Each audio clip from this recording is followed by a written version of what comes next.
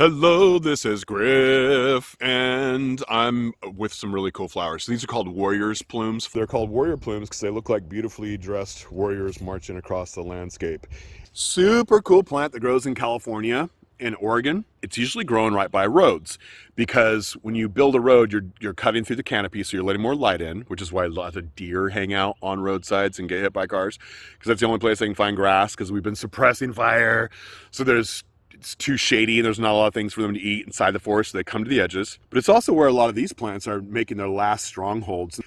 And they are hemiparasites, so they're partially parasitic. They can make chlorophyll because they're green, but if they're around a heath family member, like a drone, they'll tap into it.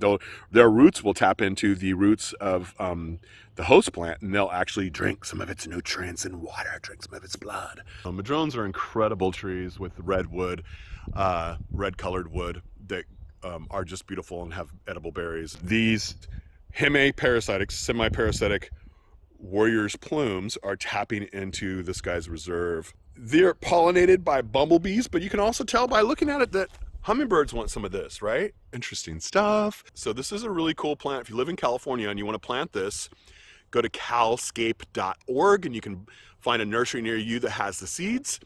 And if you want to find cool native plants, and you should always plant native plants, but you don't live in California, go to Native Plant Finder, nwf.org/native plant finder, because we have tons of native bees in the United States. There's like 1,400 in California, and they all evolved to pollinate these plants. So here's a bumblebee on this guy right here, doing its thing. Get it, girl, get it, girl. And then this is gonna make seeds.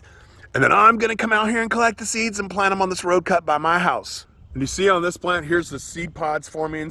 I heard that they are medicinal, but one source said they're also highly addictive.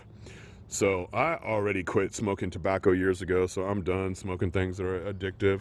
I'm so done smoking things that are addictive.